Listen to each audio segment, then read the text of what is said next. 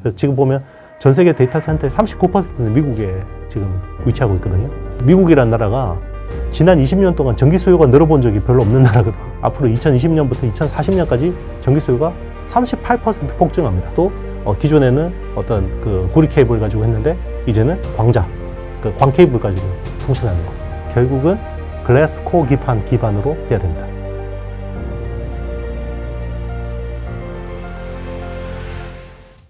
근데 대표님, 우리가 이 반도체뿐만 아니라 전반적인 IT에 투자를 할 때 저는 이 금리 인하 시기가 본격적으로 도래했지 않습니까? 그래서 그 이후로 과연 IT 반도체에도 어떠한 영향을 금리 인하가 줄까, 이런 부분이 좀 궁금해지더라고요. 특히나 국내 증시만 또 보더라도 작년 말부터 올해 상반기까지 반도체가 거의 시장을 주도해서 이끌었지 않습니까? 그러다가 하반기에는 좀 이제 다시 조정을 받고 있는데, 이런 상황 속에 금리 인하 이후로 새롭게 또 돈이 풀리고 또 경기가 살아난다면, 앞전에 대표님께서도 얘기해 주셨다시피 반도체가 기본적으로 또 경기에 민감하기 때문에 이 메모리 딴에는 경기가 확실히 살아난다면은 또 2차 반도체 상승 랠리가 나올 수도 있는 거 아닌가? 이런 생각도 해보게 되는데, 대표님 생각 어떠세요? 일단 이제 뭐 금리 인하만 가지고 이야기할 수는 없고요. 금리 인하를 했는데 이제 경기 침체가 어떻게 오는지가 되게 중요할 것 같고요. 경기 침체가 뭐 하드 랜딩이 오면 의미가 없고요. 뭐 금리 인하를 했는데 하드 랜딩이 온다 그러면 소비가 늘어날 리가 없잖아요. 근데 이제 만약에 소프트 랜딩이다라고 하면 굉장히 도움이 되겠죠. 소비에는 도움이 될 것 같고요. 그리고 이제 그동안 뭐 미국이 워낙 킹 달러였기 때문에 미국 금리가 높으니까 모든 전 세계 자금이 미국으로 갔잖아요. 이제 미국 금리가 낮아지고 이제 그 신흥국 우리나라하고의 금리 차가 축소가 되면 아무래도 이제 리스크 온이 된다 그러면 이제 경기가 나쁘지 않다 생각보다. 그러면 이제 국내로 또 수급이 올 수 있는 요인들이 있는데요.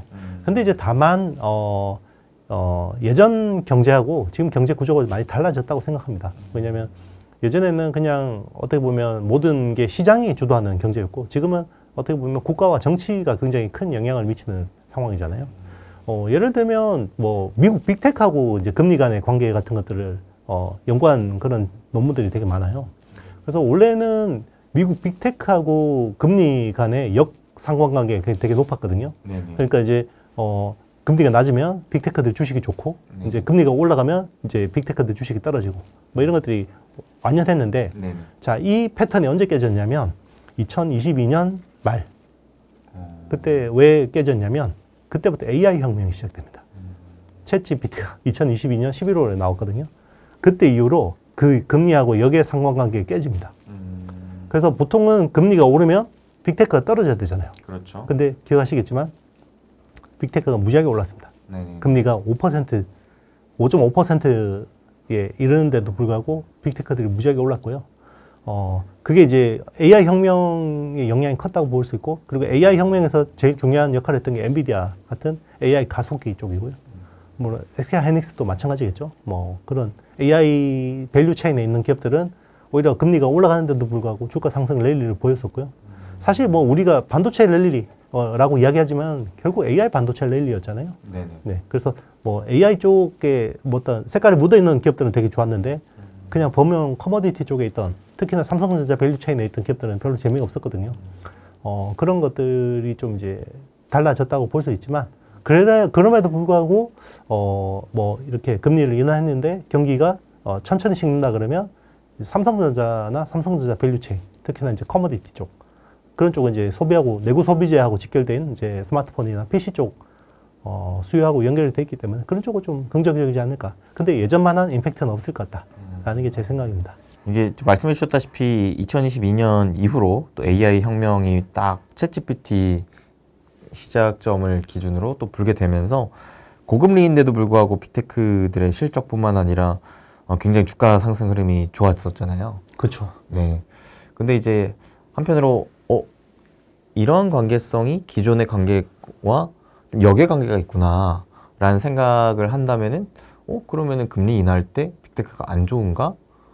라는 생각을 해야 되는 건지, 아니면 금리가 높았을 때도 좋았었는데 금리를 낮추면은 오히려 더 부채질을 해주는 거기 때문에 더 좋아질 수 있는 거 아닌가? 또 이런 관점으로 생각해 볼 수도 있는 것 같거든요. 요게 이제 주식의 관점하고 산업 경제의 관점이 좀 달라요. 그러니까 산업 경제로 보면 금리가 떨어지면 그동안에 이제 힘겹게 버텼던 중소기업들은 되게 좋아지겠죠. 그렇죠, 예, 어떻게 보면 이제 자금을 조달할 수 있는 그 채널이 넓어지는 거니까 금리가 떨어지면.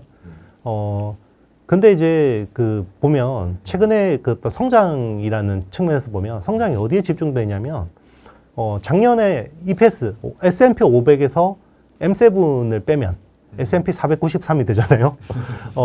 작년에 빅7, M7의 EPS 증가율이 거의 70%대였거든요. 그러니까 근데 S&P 500의 나머지 기업들의 EPS 증가율이 한 20% 정도밖에 안 됐습니다. 그리고 올해는 M7의 EPS 증가율이 거의 50% 수준이에요. 근데 나머지 493개 S&P 500 기업의 EPS 증가율이 10% 정도밖에 안 돼요. 그러니까 성장이 정말 선도 기업들한테 집중되어 있다는 거예요. 그러네요. AI 기업들한테 집중되어 있다는 거거든요.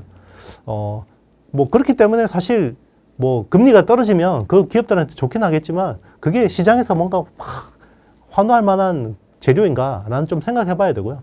오히려 이제 그런 부분에 있는 것 같아요. 지금 이제 이번에 빅컷을 했는데 미국의 이제 고용 지표가 특히나 너무 좋게 나왔잖아요. 그래서 저거 빅컷을 섣불리 한 거다라고 하면서 오히려 경기가 뜨거워져 버렸잖아요. 물론 저는 이제 이게 미국 대선을 앞두고 금리와 재정을 풀고 있는 효과라고 생각하고 있긴 한데요. 근데 그게 아니고 실제로 이제 펀더멘탈 자체가 좋다 그러면 지금 미국 골드만삭스가 최근에 예측한 게 미국이 경기 침체에 들어갈 확률이 원래는 20%로 봤다가 15%로 하향 조정했거든요. 예. 그리고 내년에 S&P 500의 EPS 증가 그 추정치를 원래 당초 6%인가 정도로 봤다가 11%로 거의 2배 가까이 올렸거든요. 네. 그건 이제 미국 경기가 생각보다 나쁘지 않다라는 거거든요. 이제 그 전제가 맞다 그러면 뭐 지금 금리 인하해주면 땡큐죠. 이게 확실히 AI 혁명에 있어서 또 가장 중요한 역할을 하고 있는 게 빅테크 기업들의 실질적인 투자이지 않습니까? 네. 그런 관점으로 봤을 때 또 금리 인하가 된다면은 그들의 투자가 좀 더 활발해질 수가 있는 것이고, 네. 그 다음에 또 하나 제가 좀 보고 있는 게 다음 달에 벌써 또 미국 대선 있지 않습니까? 그래서 보통 대기업들이 이 대선을 앞두고 방향성이 어떻게 틀어질지 모르기 때문에 조금은 상대적으로 보수적인 투자를 하다가 이 방향성이 잡힌 이후로부터는 좀 더 투자를 확대한다고 봤을 때 이런 것들이 겹치면서 올해 연말 내지 뭐 내년 상반기에는 다시금 AI 투자로 인한 또 AI 2차 상승 랠리가 나올 수 있지 않을까? 또 이런 기대감도 좀 가지게 되는 것 같더라고요. 네, 제가 보는 뷰하고 비슷합니다. 실제로 저는 이제 AI라는 그 어떤 사이클, 투자 어떤 산업 사이클은 10년이라고 보고 있는데요. 또 투자의 사이클은 5년으로 보고 있거든요. 왜냐하면 이제 중반 정도가 지나면 정점이 지나기 때문에 주식적으로는 별로 재미가 없어요. 그러면 2022년 11월에 AI 혁명이 시작됐다 그러면 이제 2년 됐거든요. 그렇죠. 그럼 앞으로 이제 2, 3년은 충분히 이제 시장에서 수익을 노릴 수가 있는데 중요한 거는 색깔이 바뀌어요. 중간에. 그러니까 처음에는 이제 인프라가 주도를 합니다. 그래서 사이클상 보면 뭐 예전에 월드와이드 웹 인터넷 혁명 때도 보면 시스코 같은 뭐 그 인프라 기업들이 처음에는 막 시세를 내다가 그게 이제 점점 바뀌죠. 그래서 지금은 그 어떤 인프라의 핵심인 엔비디아가 어떤 그동안 2년 동안 거의 1년 반 동안 주도를 해왔고 그게 이제는 사이클이 다음 선수들한테 가야 되는데 원래 가장 기대했던 게 온 디바이스 AI였잖아요. 그렇죠. 그러니까 AI가 우리 디바이스로 내려오는 거였는데 그게 안 됐단 말이에요.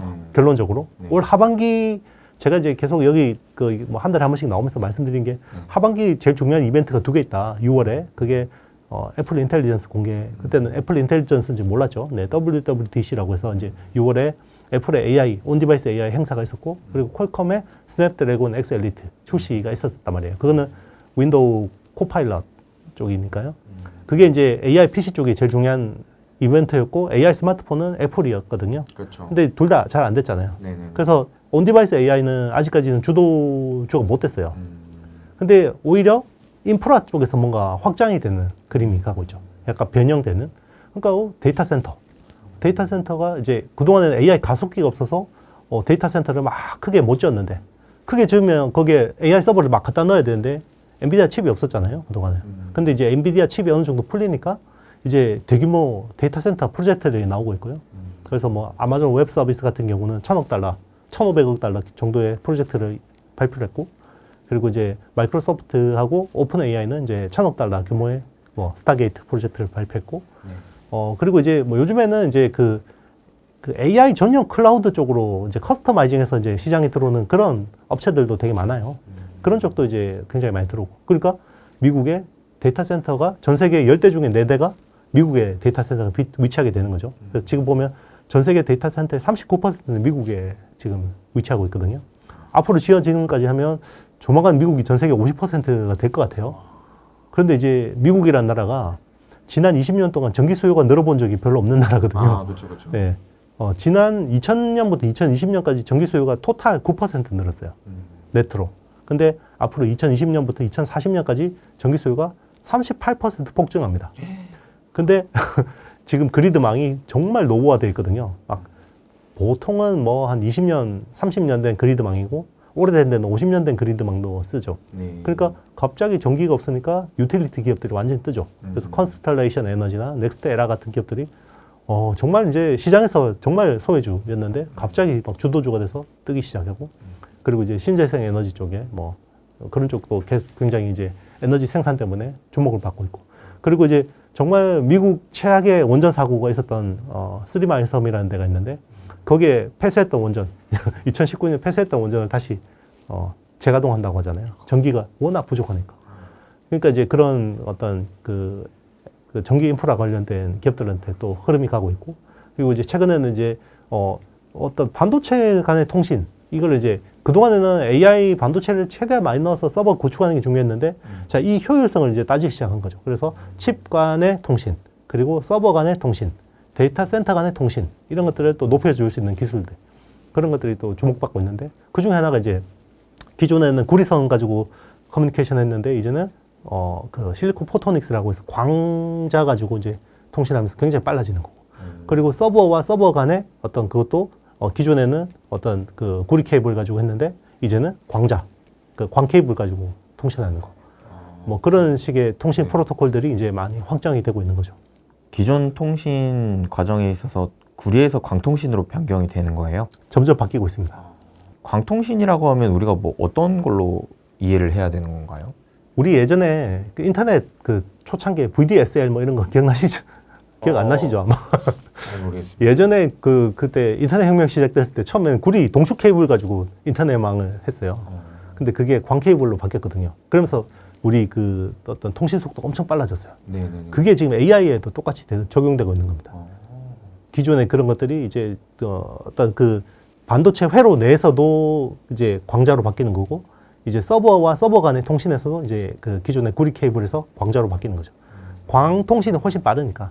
다만 이제 안 좋은 거는 구리를 가지고 하면 반도체하고 이제 통신하는데 큰 문제가 없죠. 왜냐하면 반도체는 보통 그 어떤 전자 기반으로 모든 게 구동이 되잖아요. 네네. 근데 광을 반도체가 받아들일 수가 없죠. 네. 그러면 광을 전기 신호로 바꿔줘야겠죠. 그런 것들이 이제 변환하는 것들이 장치가 많이 들어가는 거예요. 그러니까 쉽게 이야기하면 기존의 구리 통신은 네네. 구리 기반 통신은 트럭 운송이라고 생각하시면 돼요. 그러니까 뭐 비효율적인데 굉장히 편한 거죠. 도로망 잘 깔려 있고. 근데 에너지 소비 많고 그런데 광 통신은요 비행기 특송이라고 생각하시면 됩니다. 굉장히 빨라요. 근데 이 공항 내리고 이착륙하면 굉장히 복잡해지고요. 비용도 비싸고 뭐 그런 거죠. 야, 그럼 이러한 또 AI 혁명으로 인한 추가적인 변화에 따라서 또 새로운 기회들이 좀 나올 것 같다는 생각이 드는데요. 여기서 이제 중요한 게 이제 실리콘 포토닉스나 이런 것들이 되려면 결국은 글래스 코어 기판 기반으로 돼야 됩니다. 기존의 오거닉 기판 가지고는 이제 실리콘 포토닉스 같은 것들을 구현하기 힘들죠. 이게 그 유리기판인 거죠? 네, 맞습니다. 유리기판이라는 건 사실 엄밀하게 이야기하면 디스플레이에 쓰는 그 기판을 유리기판이라고 하고, 네네. 그 글래스 코어 기판은 기존의 플라스틱 PCB잖아요. 네. 거기서 플라스틱을 드러내고 유리만 넣은 거기 때문에 사실 엄밀하게 이야기하면 글래스 코어 기판이 맞습니다. 해외 논문 같은 거 검색하려면 글래스 기판 검색하면 대부분 디스플레이 관련 내용이 나오고요. 우리가 이야기하는 지금 그 어떤 반도체에 쓰는 기판을 검색하려면 글래스 코어 기판으로 검색을 하셔야 됩니다.